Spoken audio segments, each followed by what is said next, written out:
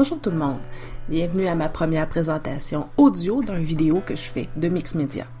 Je voulais faire un petit projet pas trop compliqué, donc j'ai commencé dans mon petit journal à mettre du papier de soie de Tim Holtz et de l'appliquer sur une fond-page dans laquelle j'avais déjà appliqué du gesso. Donc j'utilise du gel média pour pouvoir coller tout ça. Là, j'ai le gel média de Liquitex. Rapidement, et de façon complètement aléatoire, j'ajoute mon papier.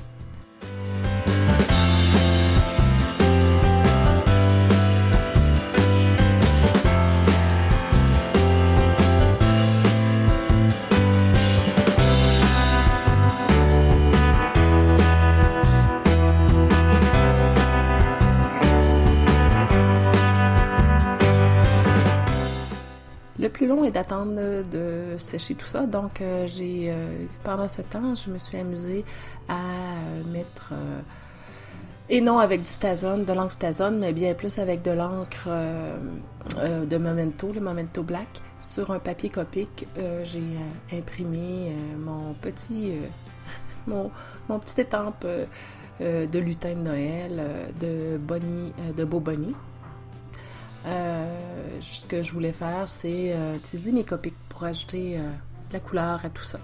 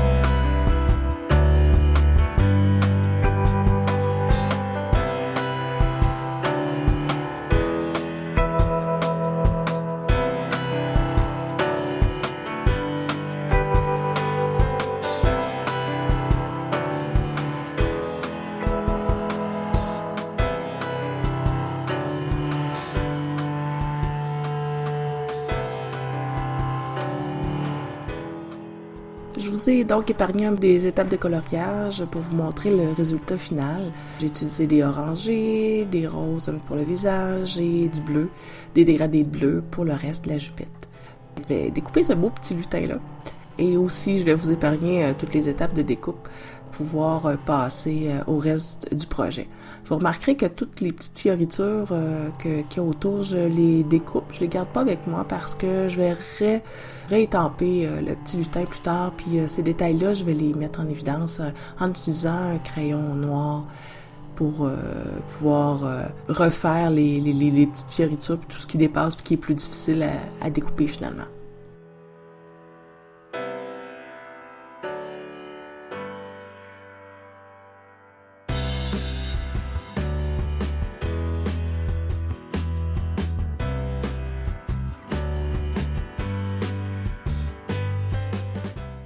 Je passe maintenant au fond de mon projet, mais je vais avoir de l'aide pour ce fond-là.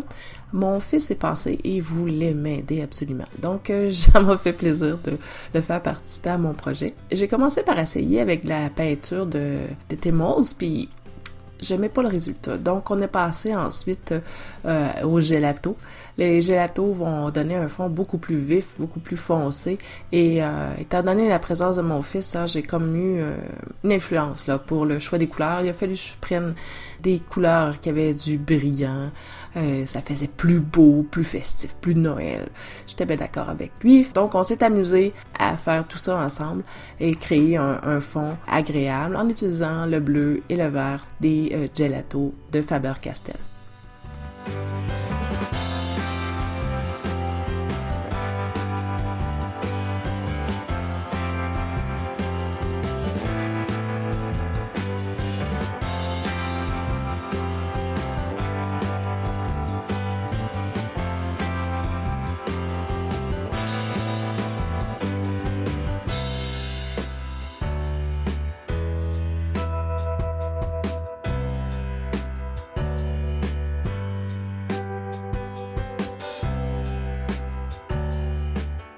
J'avais maintenant envie de mettre un peu de relief dans ma page, donc j'ai ajouté avec de la pâte modelante ou du modeling paste des fioritures, des petits fioritures avec un stencil de Donna Donné que je vais ensuite peindre avec, une fois qu'il soit bien séché, que je vais peindre avec de la Dylusion, probablement des angles comme une aquarelle ou encore avec des encres Distress de Tim Holtz.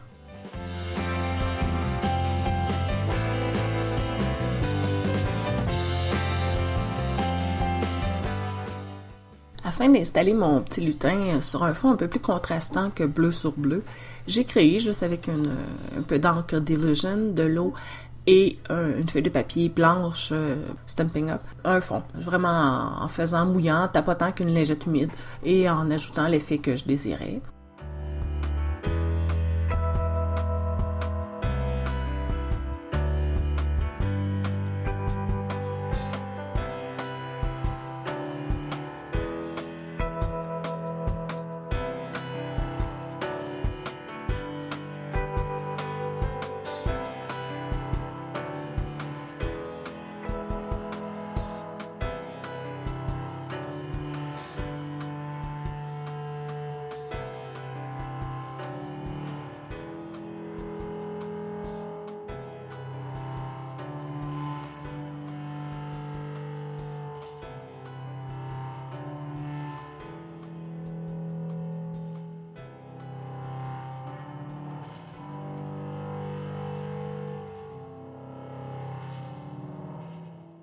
Afin d'ajouter un peu de texture à ma page, j'ai ajouté avec de l'angstazone et une étampe quelques marques ici et là, autant sur ma page que sur mon fond orangé.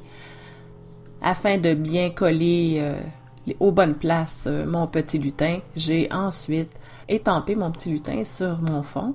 Ainsi, je pouvais, le positionner comme je le voulais et deuxièmement, revoir les petites fioritures que je mettrais en évidence avec mon crayon noir.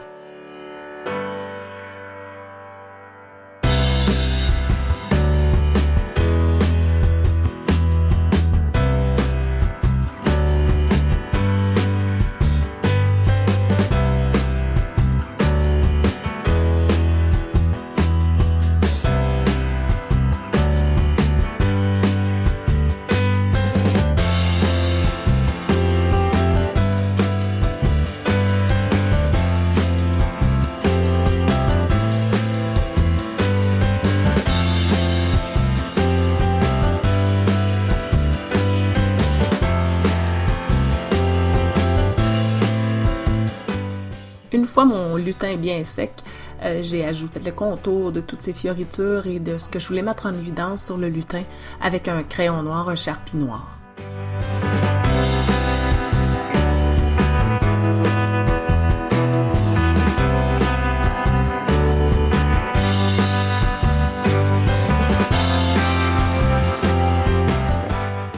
Des pépins techniques m'empêchent de vous montrer comment j'ai peint avec l'encre Dylusion et l'encre Distress mes fioritures qui sont bien sèches.